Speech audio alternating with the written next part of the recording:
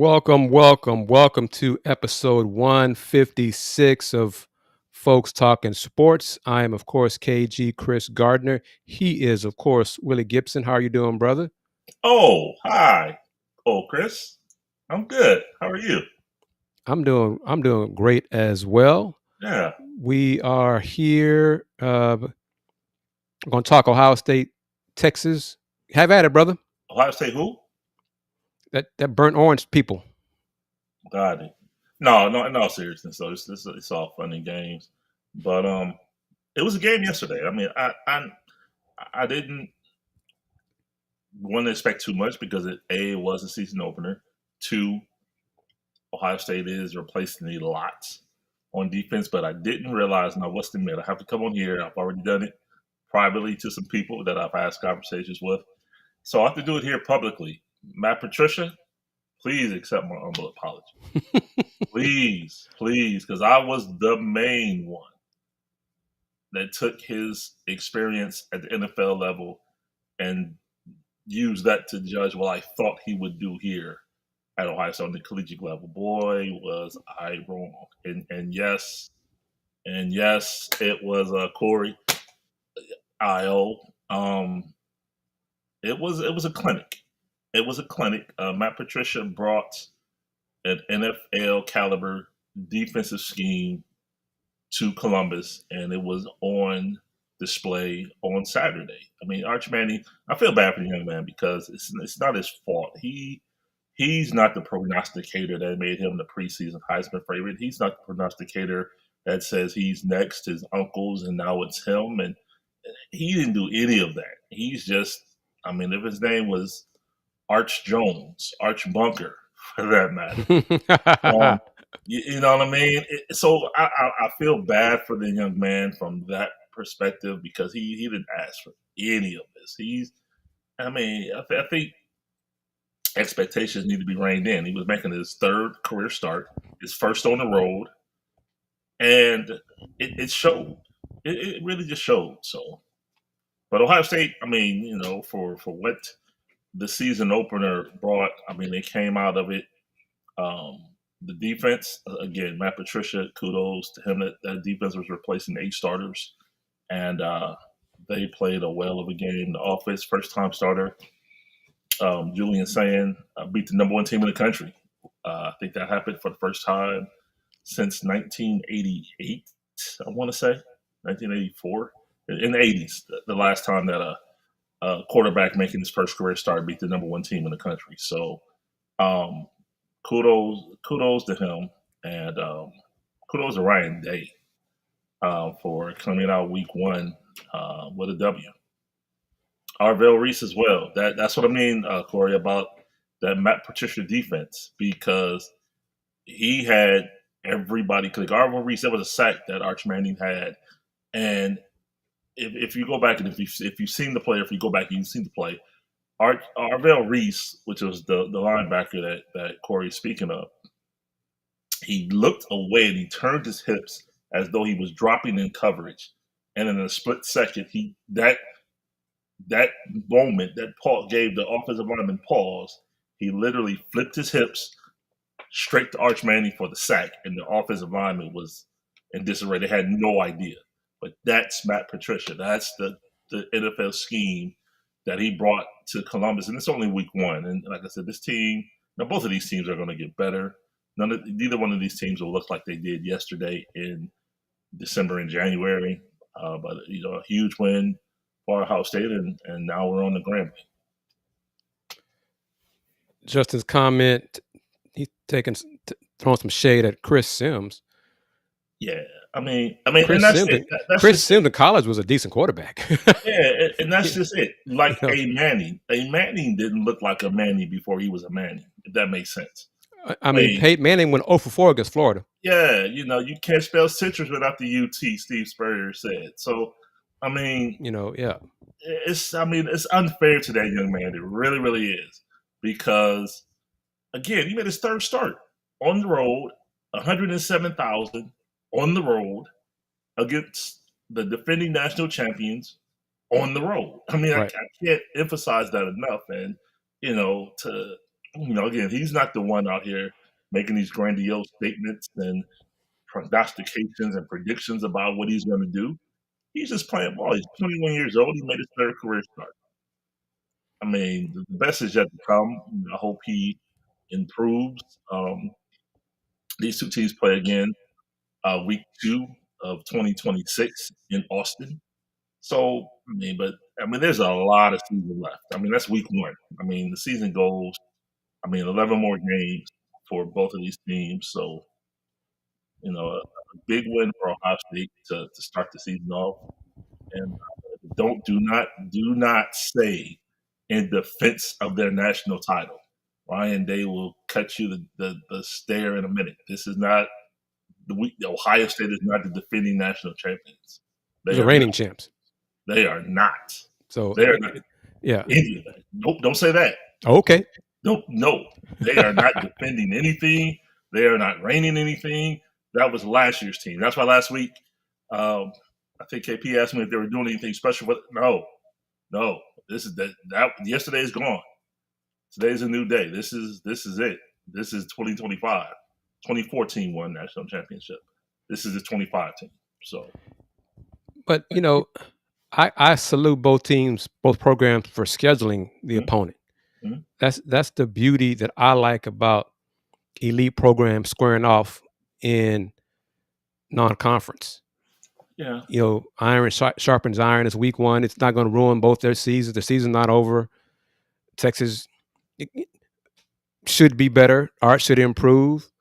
If he doesn't, then we could look back on this and say, well, it wasn't an outlier. But you play, I'm good with a 1-check game, non-conference, not 2 or 3, especially if you're in a power conference. The mentality of, well, we're going to play our tough opponents in conference, so let's schedule weak or lesser. I don't know. No. To your point, Oregon opened up yesterday at home against Montana State. USC opened up at home yesterday against Missouri State. So I'll just, take that for what it's worth. That being said, it did. But you talked about, and this is kind of my, 6 in one hand, half dozen the other take when it comes to scheduling these games. These games are scheduled so far out. Like, for example, Ohio State has a home and home in 2035 and 2036 against Boston College on the books now. Right. So these games are scheduled so far out, we hope. Like, for example, in 2027, Alabama comes to the shoe. Now, when this game was scheduled 7-8 years ago, it was like, seeing what we saw yesterday from Alabama, it's like, yeah. So it, I get what you're saying, but at least that's another Power 4 program. Sure, yeah. Even Boston College is a Power 4 program. Yeah. Hell, my alma mater played FCS Stephen F. Austin and shut him out Thursday and didn't look good doing it. The offense kind of struggled. In our opinion, the less rage Cougs crew opinion. And then they're going to play Rice for the bucket on Saturday for the last time. Rice is a step up from Stephen F. Austin, but it's not like they're facing A&M. Excuse me, Texas A&M. But you touched on a little bit, and I did this on purpose, obviously. Tide rolled over. I should say run over. Because Florida State ran over them. Yes. 230-some yards rushing. In fact, let me do that. Tide run over. So your thoughts on that? It's getting late early in Tuscaloosa. It's getting late early in Tuscaloosa. Kalen DeBoer. Now, and here's the crazy part about it: his buyout is $70 million, and I'm quite sure in Tuscaloosa they can write that check and not bat an eye. And so it remains to be seen. They gave him the grace period last year, and to come out week 1 and to lose. Now, Florida State's not your run-of-the-mill average 2-10 team. However, they talked their ish, as they say. Tommy Castellano said Nick Saban is not coming to save them. Yep. And then went out there and did what he did yesterday. So it's like, it's getting early late. Or I'm sorry, it's getting late early in Tuscaloosa with Kevin DeBoer, and this is week 1, and they play in the mighty SEC, where it's what is it? It's different down here. Is that what they say? It just means more. It just means more. Yeah, whatever that. Yeah. Yeah. How was yesterday? Unless they lose. How did Columbus mean to you yesterday? Yeah. So unless they lose. Now, if they lose, well, we need to change the how we're gonna judge and grade teams. To that point, yeah. SEC teams are now, after yesterday's Texas loss, SEC teams are now 0-5 at the Horseshoe in Ohio Stadium. It just means more. It just means more, though. So, and I enjoy when SEC teams lose, because the people in charge and some folks in national media behave as if no other conference plays football and has success in football except in the SEC. So, go ahead. No, go ahead, Will. Well, and to that point, we always hear SEC, but you never hear about Vanderbilt and Mississippi State when we talk SEC. You never hear. We very rarely hear Missouri. Now, you heard Vanderbilt last year because they beat Alabama, but before that, I'm like, wait a minute, is Vanderbilt not in the SEC? Mississippi State, are they not in the SEC? But when we hear SEC, it's LSU, Alabama, Florida, Georgia. But let's go in totality. Let's look at the entire conference. And it wasn't Florida when Florida was struggling. No. Recent history. Oh, well, yeah, but let's focus on Georgia and Bama. Right. But Florida's bad. But yeah, but okay, yeah. Right. But so that's part of my ish talk regarding SEC and in the narrative that they spew out and the narrative that people believe and buy into, because that's also part of it, because people buy what they're selling without looking into details and specifics. All right. Utah ran over UCLA. Yep. Utah saved, so far, the Big 12 for the weekend in terms of Power 4 opponents. Cincinnati lost to Nebraska. Baylor lost at home to Auburn. Colorado lost at home to Georgia Tech. So thank you, Utah. I'm sure your mark is saying, God, we finally got one. We at least got one. TCU Monday night faces the Belichicks. Big 12 needs TCU to win that game. They're favored per Vegas, but 2-3 against the other Power 4 teams looks a little bit better than 1-4. And it's part of the perception for the Big 12, because you talk that noise. You don't really talk noise in football because they don't have reason to. Right. But you can talk noise when you get things done non-conference. They were counting on, Auburn's not Auburn. Right. Baylor don't tell them that in the SEC though. Right. Baylor was supposed to be, or still could be, a bounce back year for Baylor, but it was a home game. Yeah. So Baylor was expected to win that game. He lost by 14. Colorado, kind of because of who they lost. Quarterback Shador and Travis Hunter on defense and offense. And really the way they lost didn't look good in it, but Colorado is they're the national brand for the conference. So losing at home, that did not help. Utah's win looked like Utah could be with Iowa State, one of the top teams in the Big 12. Got back to Utah football. Physical, defense, running game, Utah. But overall, if you say, well, Kris, what are your thoughts on Big 12 football? All I go back to is Baylor lost, Cincinnati lost, and Colorado lost. What say you? Yeah, I mean, to that point, I mean, the Big 18 football, Utah beat UCLA, which is now part of the Big 18. So it's kind of like, that's not good for the conference. But, I mean, yeah, I mean, I think Utah's going to have a bounce back year. I think that Kyle Whittingham and his squad, they're going to do some things. They're going to do some things, not only in the Big 12. Once 12 time comes, watch out for them as well. But, yeah, Baylor losing at home to Auburn. That was kind of like, oh, okay. Huh. Yeah, that was interesting. How about Tulane's win, Will? Yeah, against Northwestern. Yeah. About the Jersey gate. You hear about that? Yeah. Well, I mean, yeah, I'm not surprised. I mean, Northwestern is Northwesterning, as they always do. I mean, That's not. Yeah, that's not a. It's not a shock, honestly.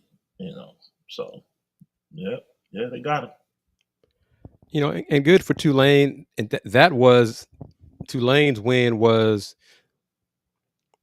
important for the American Conference because Army lost to Tarleton State in overtime. I mean, didn't Kansas State win at the buzzer against South Dakota State or North Dakota State? North Dakota. They had to come from behind, last minute drive to beat them. So that was another. I don't want to mention that win for the Big 12, but yeah. But to that point though, why would you not have a bye coming back from Ireland? Right, agreed. And Iowa State didn't either. They played yesterday as well. Yeah. That's a little different. Like, okay. Well, Will, you and I are thinking about the student assets. The student athletes after traveling internationally and playing. You and I would have scheduled differently. Mm-hmm. But, anyhow, it's just different strokes for different folks. Mm-hmm. Ms. Queen Polk giving you your congratulations. Thank you so much, Ms. Wanda. Thank you. And no worries about chiming in late. You're here doing the discussion. And really, tonight's show is just want to touch on a few things. The Buckeyes win over the Longhorns. She's joining. Let me see how to do this. Hey! There she is. Hey! Are you ready to receive a verbal discussion to your team's losing yesterday, Miss Pulliams?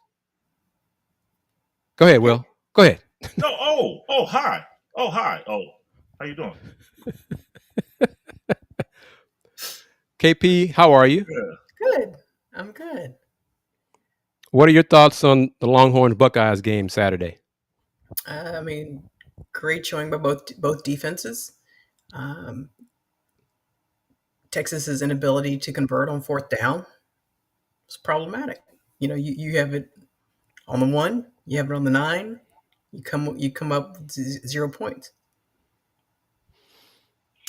To that point, something else. You just said something that Sark did not help his quarterback at all. Mm-mm. At all with the play calls. It's like, give him something, get him in rhythm. And I mean, you saw the first pass he threw was at the ankles. Yeah. And it's like, okay. And then when he kind of got him in a rhythm, they scored, but then they didn't do it anymore, which is great for Ohio State. But it's kind of like, what are you doing? Like, did Matt Patricia psych you out that much? Honestly, I'm being honest, because why would you not? I mean, you got to help your quarterback out. It's first on the road. It's $107,000 on his neck. You got to help him, and I don't think that he did. But hey, that's Sark. Love him, right? He went back to some of his questionable play calls, because there have been games in the past. You're like, what is he doing? What is he calling? Why is he doing this? Why is he not being aggressive? Mm-hmm. And then other games, what a great game that Sark called. That offensive mind, that genius, you just see it on display. Well, it wasn't on display yesterday. Mm-hmm. It was just cool. But KP, we assume that you believe that the Longhorn season is not over after just one game? And a game played in August? No. And you're not going to call for Sark to be fired, anything of that sort? No. What are your thoughts on Alabama's coaching situation? I mean, yeah. Kalen DeBoer, yeah. Is he in trouble? I wouldn't say he's in trouble, but patience is thin. How warm is his seat, you two? It's not warm. It's hot? It's hot. Yeah, it's hot. You said the buyout is $70 million, Will? $70 million. Yep. That's a lot of money, man. $70 million. To not go to work. Wow. And then you got to pay new head coach and new staff. Yep. And NIL. And NIL. Where to get this money from? We're talking about Alabama here, the state of Alabama. Where is this money? Nick Saban. You know. Imagine that. When everybody can write checks, what happens? I didn't say that.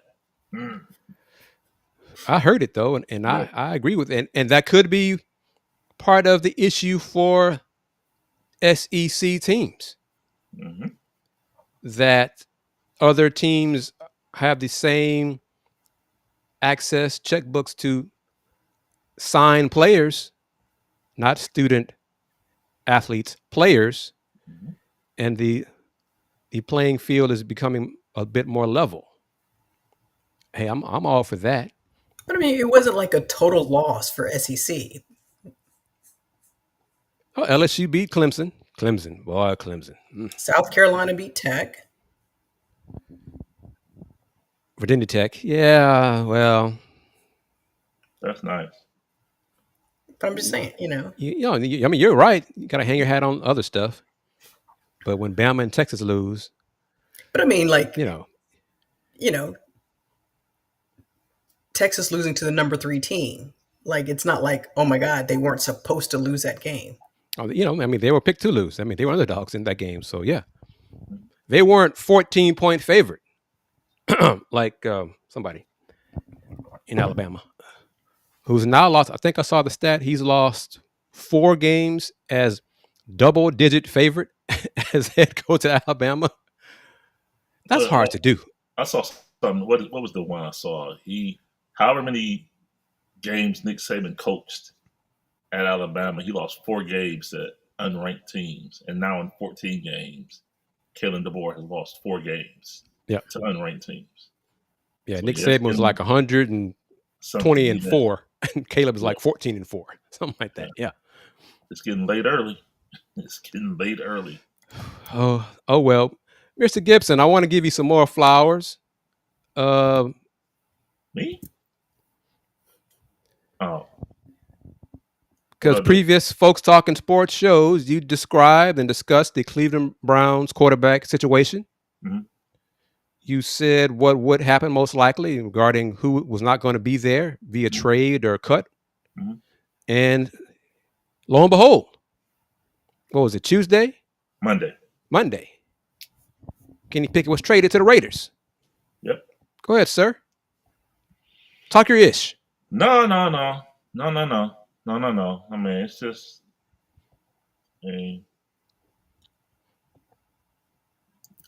mean, it's just, what does the kids say? If you know, you know. That was the play going in. Like I said, the only caveat I thought was going to be an issue was that he got hurt and he missed virtually all of training camp. So I didn't know if the market was still available. And quite honestly, if Aiden O'Connell doesn't break his wrist in the preseason finale, I don't know how that works out, but it worked out. And that was always the plan. I mean, you had Kenny Pickett on a 1-year deal. You have Joe Flacco on a 1-year deal, and you have the 2 rookies. Somebody between Flacco and Pickett was not going to be around next year or this year. And so once camp started and Joe Flacco pretty much took the job, no pun intended, KP by the horns. I really didn't mean that like that, but it was clear that Kenny Pickett was going to be on his way out, and then he got hurt. So but it is what it is. They were able to move him, and actually KP said it last week. I thought she knew something when I saw it. I'm like, did she know? Did you know?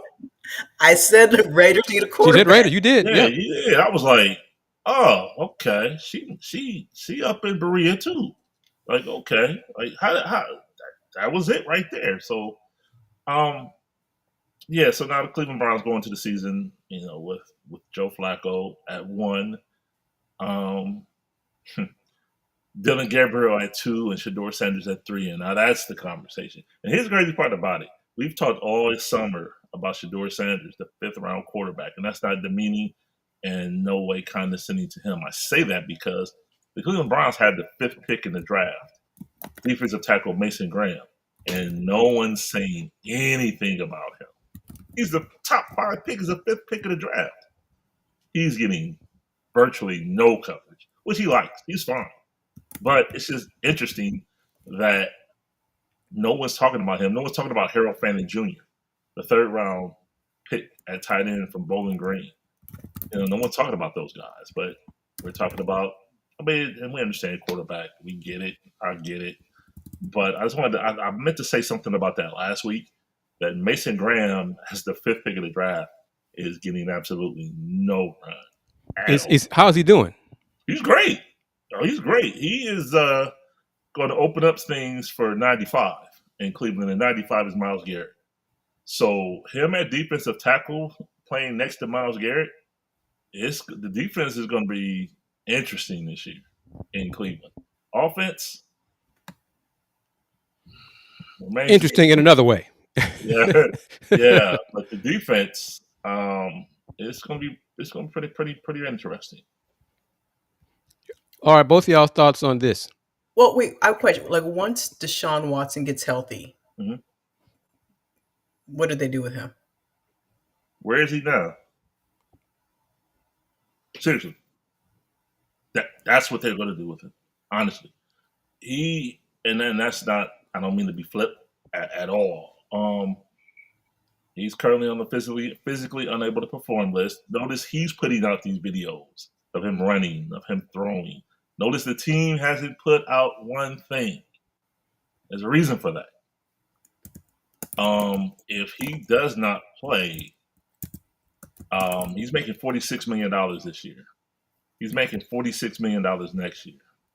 His cap number for the 2026 season is $81 million.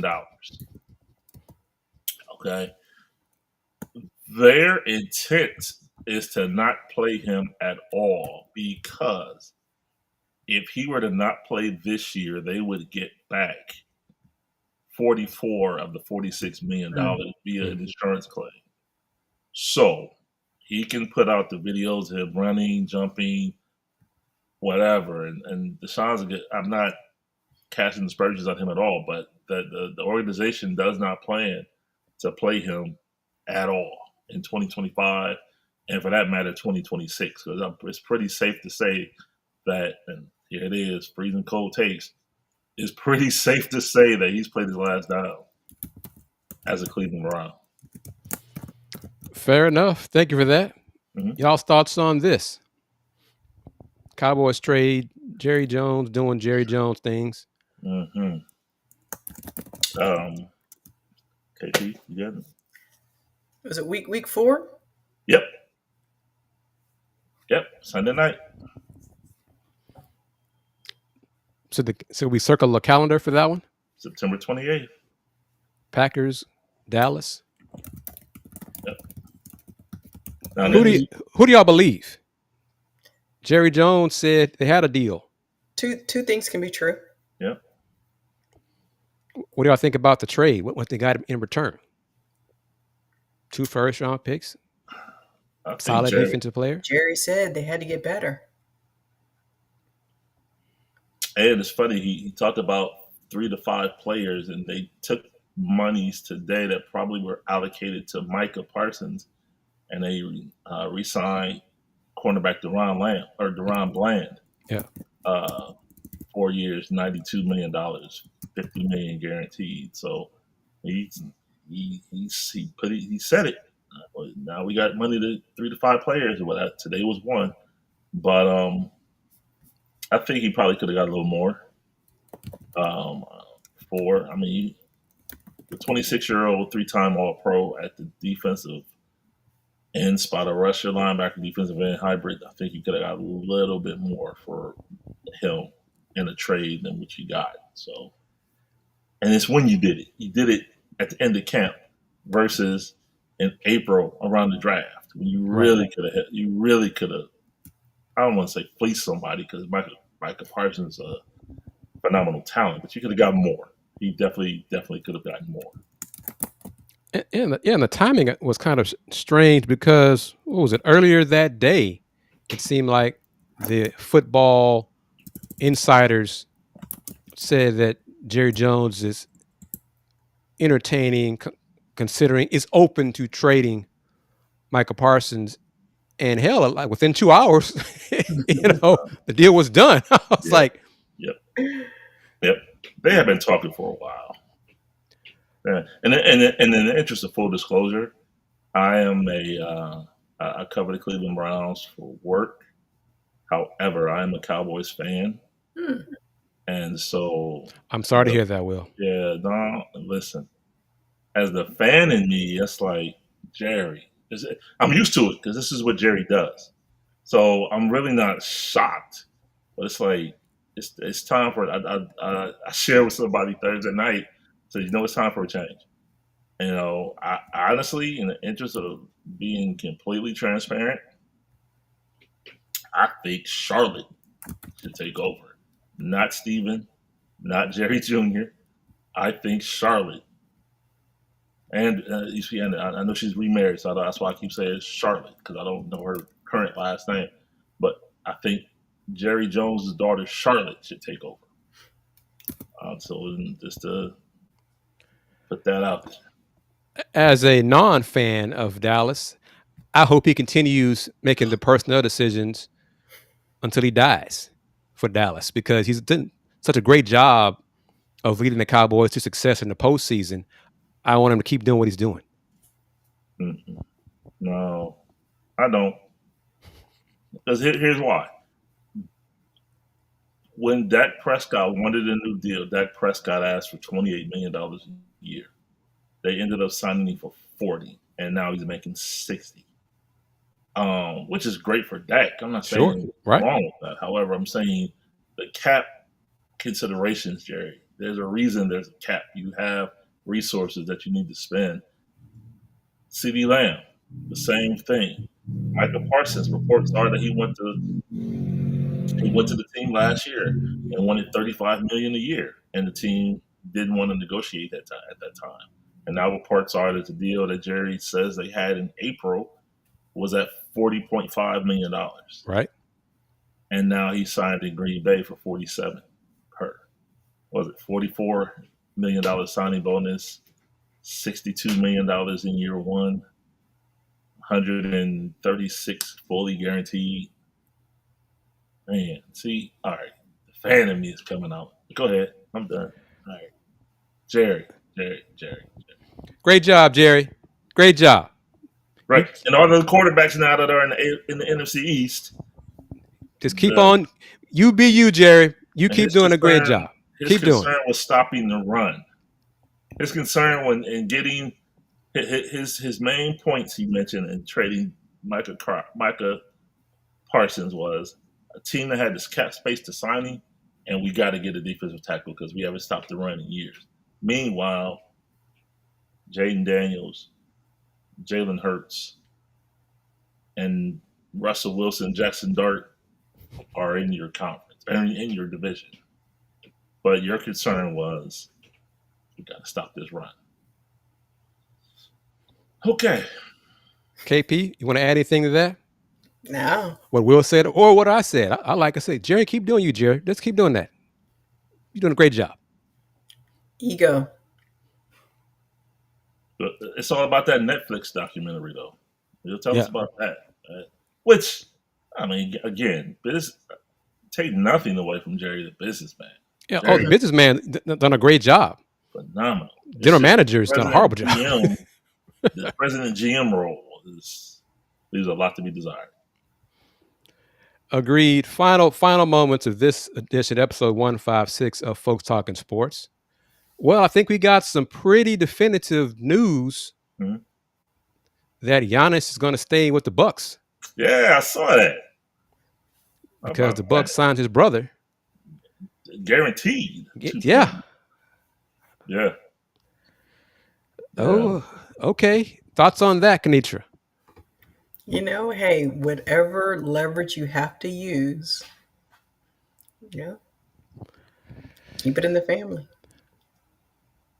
Miles Turner and Giannis, I mean, that could work. I mean, real talk, that really could work well for them. Because you got to send. What are guards in Milwaukee? Well, Oh. Well, one of your KPJ's up there. Again, I say. Who are the guards in Minnesota? Milwaukee and Milwaukee? Well, I mean, you send 2-3 people at Giannis. Hopefully he'll get tired eventually at some point in the fourth quarter and try to kick it out to his guards, and they'll miss. But for the first part of the game, he'll just run over everybody or jump over them or euro around them, what have you, and end up averaging close to a triple-double. And then Miles will get some of his points from threes and that kind of stuff. So front court should be okay. They need guards to win the NBA, though. Where did Gary Trent Jr. go? That's what I don't remember.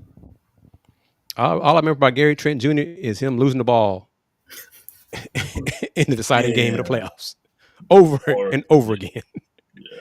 Bless his heart. It was just, I mean, he didn't do it on purpose, but he just had butterfingers at the wrong time. I mean, like the ball in his hands long. I don't want you, ball. Get off me. Kind of thing. That's what it was. Hey, Malik Beasley's a free agent. He is. He is. Detroit still has an open roster spot. They cannot sign him to as much as other teams who have the full mid-level player exception, but he could sign a 1-year deal. But the thing hanging over him is the NBA is going to do something to him as well. Yeah. So whatever comes of illegally, he's going to miss some time in the NBA also. It's just a question of how much. Some teams will say, that's okay, we can take that risk. No worries. But and I was wrong to a point about what I said about Malik when it first came out with his money problems and not paying, being in debt and all those kind of things. But ultimately, it sounds like he trusted the wrong folks with his money or, to pay bills. Ultimately, it's on him. Yeah. If you trust in the wrong folks and have trusted these same folks for the last 5-6 years to allow you to get into this hole, even though you're making millions of dollars as an NBA player, that's on you. I don't care if you've known Nuck since junior high. Nuck. I don't care if you've known Keisha since college, whatever. If they are causing you to be in debt and being sued because of not paying your bills, you need to let them go and find some folks who will pay your bills. But, there's a slim chance he'll go back to Detroit. I kind of doubt it. But, there's a chance. But, anyhow. That's all. I wanted to do this show. Thank y'all for squeezing the show in on Labor Day weekend, Labor Day Sunday. I make it official. I told them already that I did get the job that I had mentioned last Sunday. I did my fingerprints and had my photo taken for that. Just waiting for the process to be done. So I'll start that very soon. We're still going to do Folks Talkin Sports. We'll still do live stream shows. It'll cut back on the job or cut back on the practices so much, but that's okay. I'm good with that. But Brother Gibson, well, KP, I'm going to go reverse as we wrap up the show. Has anything changed with you, Queen? No? Okay. Okay. Brother Gibson. Can you do my crawl? I got a couple of things. I got something else I want to do for my.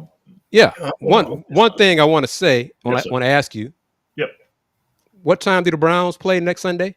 1:00. Where? In home? Cleveland? In Cleveland. The Bengals in Cleveland.